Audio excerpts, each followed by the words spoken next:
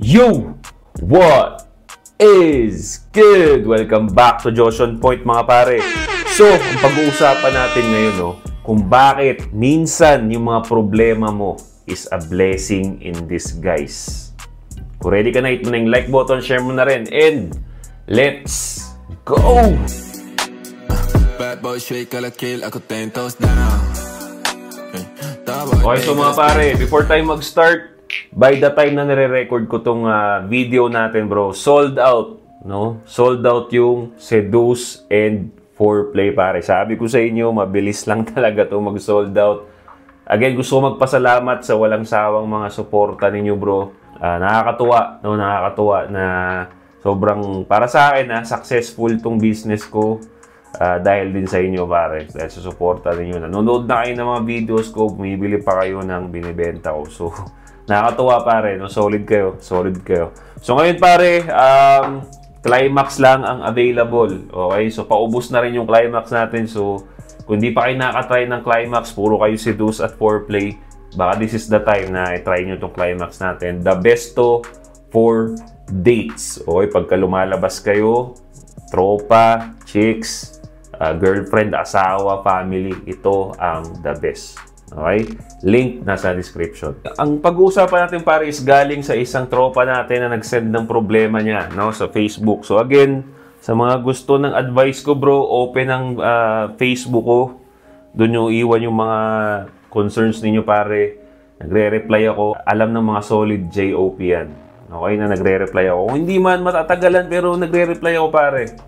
Okay, just make sure yung mga information kompleto para, alam mo yun, hindi sayang yung, kasi magtatanong pa ako, hindi kompleto yung information, sayang, di ba? So, ilagay nyo lang lahat doon, pare. Okay, ilagay nyo na lahat doon. Kuya Josh, no, sobrang hirap kasi ng kalagayan ko ngayon dahil sa naging live-in partner ko po. May anak po kami, mag 2 years old na. Live-in partner, pare, may 2 years old ng anak. Okay, hindi kasal. Okay, so alam nyo na yan, no? Ilang beses na po kaming naghihiwalay dahil po unang-una po sa pamilya niya. Okay? Okay naman po nung una, yung buntis pa lang asawa ko, doon kami nanirahan sa kanila. So meaning doon sa bahay nung babae. Which is, again, bro, ulitin ko lang sa inyo na pag-usapan natin ito sa ibang video, no? Pag lalaki kayo, okay, as much as possible, wag na wag kayong titira sa parents ng or sa poder ng babae. Number one reason ko kung bakit is wala kayong power dyan. Okay? Wala kayong power dyan. Kahit ikaw yung lalaki, kahit ikaw yung mahal nung asawa mo, ikaw, kahit kasal kayo, basta nasa poder ka ng babae, pare, wala kang power dyan. Hindi mo magagampanan naturally yung pagiging lalaki mo sa relationship. Kasi bakit? Wala ka sa sarili mong territory. Okay? Wala ka sa sarili mong poder. Nasa may-ari pa ng bahay is, sabihin natin, parents ng babae or yung babae. Di ba? Or kung nasa compound kayo, mas malala. Pare, di ba? Halo-halo, puro ka mag-anak nung babae. So, wala kang karapatan dyan, bro. Wala kang power, wala kang karapatan dyan. So it's gonna be hard for you to naturally do your purpose. Again, as much as possible, iwasan yung tumira sa poder ng babae. Dapat sa inyo. Okay? Baka sabihin niyo, nagbo-bullshit ako, hindi ko ginagawa. Ganun ang ginawa ko sa amin, pare, nung inaayos pa yung bahay namin. Okay, yung inaayos pa yung bahay namin, sabi ko, doon tayo sa bahay ko. Doon kami sa bahay namin. Doon talaga. Eh, buti na lang, yung lahat ng pamilya ko nasa ibang bansa na, wala na sila dito. Si Dudut, nandun sa Timpayaman. Sabi ko, doon tayo sa bahay. Ayoko kasi talaga doon sa poder ng bahay. Although mabait naman, okay, no? Don't get me wrong, mabait yung parents nung esme ko. Pero sabi ko, hindi eh. Diba? Hindi ko kasi magagawa yung gusto ko. Diba? Gusto ko pag pagod ako, maglalaro ko ng PlayStation. Gusto ko pagka may free time ako, magmomotor ako. Eh dahil na pagka nandun ako sa parents nung ano niya, although okay lang naman sa kanila, Pero syempre, kasi nakakahiya din eh. Di ba? Nakikita nila yung, alam mo na, basta nakakahiya, Brad. No? Wala ako dun sa, sa comfort zone ko. Yung esme ko naman, dahil nandun kami sa comfort zone ko, di ba? Comfort zone ko bilang lalaki, I make her feel comfortable. So, wala na siyang problema dun. Diba? Wala siyang problema dun. Ako pa lalaki, sagot ko siya. Pero may mga time na dun din ako tumira sa kanila. Kasi, kinakausap kami mismo nung parents nung esme ko na, dito muna kayo, sige na, wala namang problema, nalulungkot kasi kami pag kami lang kasi matatanda na nga. So, nung narinig ko yung nalulungkot sila, okay, sige, dyan muna kami. Alam mo ba ginagawa ko doon, pare? Alam mo ginagawa ko? Every time na off ko, no, umuwi ako doon sa bahay namin. Iniiwan ko yung miss. Sabi ko, diyan ka muna. Doon muna ako sa bahay. Siguro for 3 days, nandun ako. Umaalis talaga ako. Kasi, iba pag comfort zone mo, pare. Okay? So, ginagawa ko yan. Yung mga sinasabi ko rito, pare, ginagawa ko. Hindi ako nag-iimbento rito, Brad. So, tuloy natin. Medyo napahaba yung kwento ko doon, no? So, okay naman po sila nung una, nung buntis pa lang yung asawa ko. No? Doon kami naninirahan sa kanila. And that time po, mag-work din po ako para po merong kaming maipon at nagbibigay din po ako sa kanyang magulang, which is dapat lang, 'di ba? Dahil nga wala ka sa sa teritoryo mo, kailangan magbigay ka ng buwis, 'di ba? So isa 'yan sa mga downside. Which is okay lang naman, ganoon naman talaga dapat. Tulong na rin para alam mo, iwas hiya kasi nakatira ka sa bahay nila eh. Yung na-end of contract po ako sa trabaho, yan ang sinasabi ko, pare. Yan ang challenges, no, ng buhay talaga. Ilang days po ako hindi naka-work at doon na po nagbago yung ugali ng biyenan ko dahil hindi na po ako nakapagbigay ng pera. So, again, malas mo lang, bro. No, malas mo lang dahil nasa pamilya ka na, alam mo yun, hindi pamilya eh. No? Hindi pamilya to. Okay? Para sa akin, hindi pamilya to. Pero naintindihan ko naman kasi siyempre nasa poder ka nila. No? Pero dapat naintindihan nila na natanggalan ka ng work eh. Diba? Pag ako natanggalan ka ng work, sige, wala kang problema. Diba? At as long as nakikita ko na naghahanap ka naman, diba? Hindi magbabago yung turing ko. So, as long as nakikita ko naghahanap ka. Pero kung nakikita ko nakahilata ka na lang, patamad-tamad ka, that's the time na may reason na kung bakit pagmamatahan ka na nung parents niya, no? Pero again, hindi pamilya tong ganito. So, ilang days po ako hindi naka-work at doon na po nagbago ugali ng biyenan ko dahil hindi na ako nakapagbigay ng pera. Okay? Kaya po, nung napapansin ko na po na iba na yung pakikitungo nila sa akin, nagdesisyon po ako na magbukod na lang po muna ako habang buntis po yung asawa ko. Okay, so I think that's a very good decision, pare. I will do the same, no? Hindi po pumayag yung magulang niya. Okay? At hindi din po ako napaglaban ng asawa ko sa kanyang magulang. At doon na po nagka-problema. Okay, so hindi pumayag yung magulang ng babae na sumama sa kanya na bumukod kasi nga nagbubuntis. Well, wala pa siyang work nun, kaya siguro. Yung tatay niya po na araw-araw lasing, hindi ko na po matiis yung mga sinasabi, kaya po nakagawa po ako ng di maganda. Opo, nagkamali po ako. Napagbuhatan ko po ng kamay ang aking biyanan na lalaki. Dahil po nasasaktan po ako sa mga sinasabi niya sa asawa ko po eh. Well, pare, tayo kasing mga lalaki, bro, no? Naniniwala ako na pagdating sa disrespect, no, between lalaki, kaya hanggat maaari iiwasan mo mag-disrespect sa kapwa mo lalaki. Kasi, why? We are naturally protective. Lalong-lalo na sa sarili natin. Pag nasasaktan tayo, unang-unang ginagawa nating mga lalaki is depensahan yung sarili natin. At kung napupuno na tayo dun, pwede na tayong maging physical. Yan ang self-defense natin, pagiging physical natin well, dahil kung ano-anong pinagsasabi niya sa'yo, para sa akin pare, okay lang yun.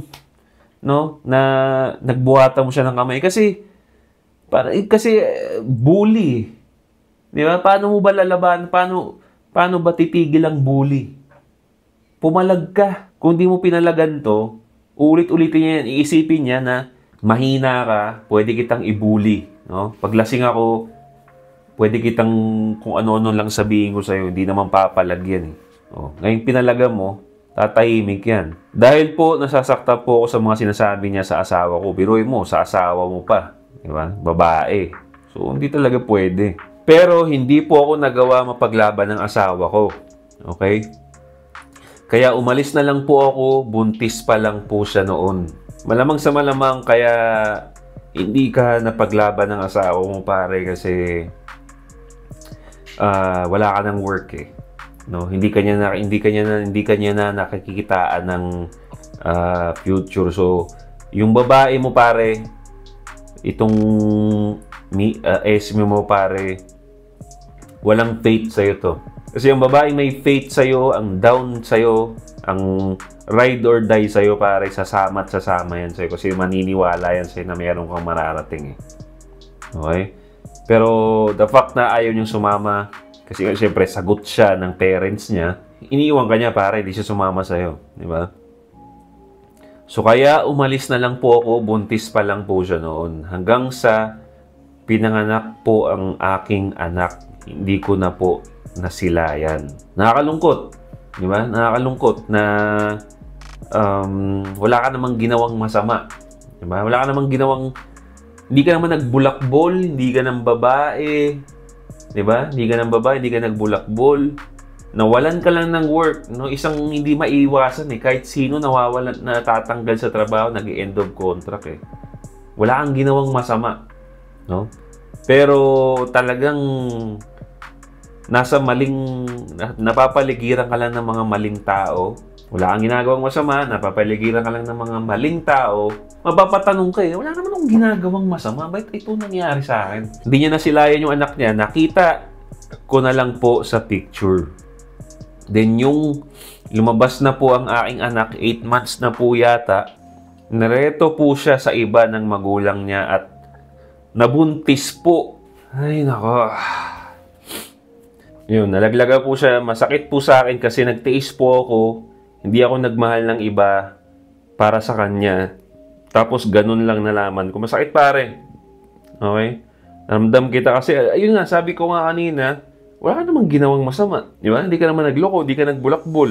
Natanggal ka lang sa trabaho. Tapos ito, binuntis ng iba. Hindi pa ipakita sa yung anak mo. Tapos nakikipagbalikan po siya sa akin. Yung maayos na yung buhay ko. Tinanggap ko po siya ulit para sa anak namin. Okay? At yung may problema na naman na dumating sa amin about financial, iniwan niya na naman ako sa ere. Kasama anak ko. 3 beses niya na po iniwan. Ako naman tong tanga, tinanggap ko kasi. Gusto ko po talaga maayos pamilya namin. Palagi niya akong iniiwan. Tapos ngayon, iniwan niya ulit ako. Hirap na hirap ako dito makausad at nalaman ko na madami pala siyang nilalanding lalaki. Nakita ko po ito sa mga dami account niya. Ano bang dapat kong gawin, Kuis Josh? Kasi gusto kong tuparin yung pangarap ko. Nananawala at para sa anak ko na lang din. Okay? So, pare, ito yung sinasabi ko sa inyo na minsan, no, yung mga problema na yan, no, mga problema na yan, yung mga challenges na binibigay sa inyo is, is a blessing in disguise.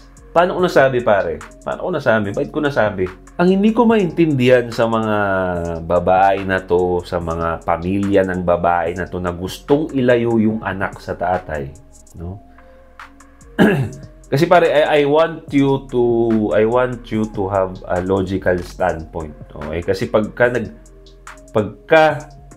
sa ganitong klaseng problema, nagpaka-emotional ka pare, talo ka lagi. Lalagyan yung tatanda, pagka nagpaka-emotional kayo sa mga bagay-bagay, lalo naman sa problema, talo kayo. Kayo ang lugi, talo kayo. Kaya I want you Habang pinapanood nyo to, I want you to have a logical standpoint. Okay? Tanggalin nyo yung emotions. Para matanggap nyo itong sasabihin ko sa inyo. Hindi ko maintindihan kung bakit nilalayo ng mga ng mga biyanan, asawa, yung anak sa'yo eh. Hindi ko magets. Ano ba akala nila ikakalugi ng lalaki yun? Pag sila ang nagtatanggal ng anak sa'yo, ayaw ipakita sa'yo, you have less responsibility. It is what it is. Wala sa akin ang problema. Gusto ko makita yung anak ko. Pangarap ko maayos yung pamilya natin. Pero kayo ang gustong ilayo sa akin. Kayo ang lumalayo sa akin. Ibig sabihin, kayo ang naglalayo ng responsibilidad sa akin. Sila ang naglalayo ng responsibilidad sa'yo. Para bang ano yan pare? Di ba? Tinatrabaho ka niya sa office, no? Sabi ng boss mo, binigyan ka ng ganitong kakapal, no? Gawin mo lahat yan. Yun yung responsibility. Di ba? Yung papel na ganito kalaki, ganito kadami, yan ang responsibility binigay sa'yo ng boss mo. Kailangan mong gawin yun. Di ba? Responsibilidad mo yun, nilagay sa table mo yun eh. Pero ang ginagawa ng mga to, yung mga tao sa paligid niya, pare, kinukuha yun, no? Na para bang ikakalungkot mo na mawalan ka ng responsibilidad. O, akin na tong, akin na tong mga papel na to, wag mong gagawin to. Nagets nyo ba, pare? Now, yun yung hindi ko maintindihan sa kanila eh. Di ba? Hindi ba nila alam na pabor sa atin yun? Na mabawasan ng responsibilidad. Siyempre, nandun tayo, lagi, kung napapanood yung mga videos ko dati, ibang usapan, no? Exempted ang bata sa ganun. Iba pag may bata eh. Iba usapan. No? Kaya ako, pare, sa totoo lang, ang tip ko na lang sa'yo, huwag mo nang ayusin yung pamilya mo, mag-focus ka dun sa anak mo. No? Kung inilalayo nila yung anak mo, isipin mo, less responsibility. But, syempre, isipin mo rin yung, isipin mo in the back of your mind yung bata, kailangan mag-offer ka sa kanila. Paano ko matutulungan yung bata? Ganun lang. Yun na lang yung mo pare, yung bata na wag na yung pamilya pare kasi maayos mo man yung pamilya mo with that same girl pero biyanan mo pare. Di ba? Bullshit. Oh, di ba yung mga pamilya niya. So, gusto mo bang pumasok ulit doon? Hindi na. Good thing, kupal yung biyanan, kupal din yung babae. Madaling bitawan, brad. Doon ka mag-focus anak mo, mag-offer ka as importante magampanan mo yung responsibility mo bilang tatay. Mag-offer ka. Kung ayaw nila, okay, good. Pero again, huwag kang mag-stay sa emotional state na isipin mo, di ko makita yung anak ko, hindi ko makita. Pare, I get it, no? Inilalagay ko yung sarili ko sa'yo, pero hindi kasi natin mo-control yun eh. Hindi mo pwedeng pilitin sila eh. Diba? Kailangan lang nilang maramdaman na willing kang tumulong, nag-o-offer ka ng tulong. Pero pag ayaw nila, or gusto mo makita yung anak mo, di ba? Kailangan malaman lang nila yun. Kung ayaw pa rin nila, kailangan mong maging dark, pare. Kailangan mong maging cold. Yun lang, pare. Kailangan mong maging cold sa ganyang sitwasyon. Pag ayaw nila i-ano sa yung anak mo, you have to be cold. Kailangan mo isipin na, okay, it is what it is. Ayaw ninyo, nag-o-offer ako. Mahal ko yung anak ko, pero ayaw nyo, nilalayo nyo sa akin. Kailangan ko mag-move on sa buhay ko. Hindi kasi makaka-move on, pare, kung isip-isipin mo yun. Di ba? Hihilahin ka lang ng problema mo pababa, sabi mo, ayos yung buhay mo. Di ba? Pagka tinambayan mo yun, inisip-isip mo yun, hihilahin ka niyan pababa, madedepress ka niyan. Ikaw lang din ang magsasuffer. Kung ayaw nilang ipakita sa'yo yung anak mo, you have to move on, pare. Hindi mo pwedeng pilitin hindi mo pwedeng pilitin sarili mo dyan. Mamaya, restraining order ka pa niyan. Di ba? Kaso pa. Right, pare? I hope nakatulong yung mga sinabi ko sa inyo, pare. Leave a comment down below kung ano masasabi ninyo. So, don't forget to subscribe, hit the bell para notify kayo sa mga bago nating videos. Once again, this is Josh On Point. See you next time. Sa iba, bro. No? Available lahat to. I-perfume natin, lahat ng fragrance natin, bro. Shopee.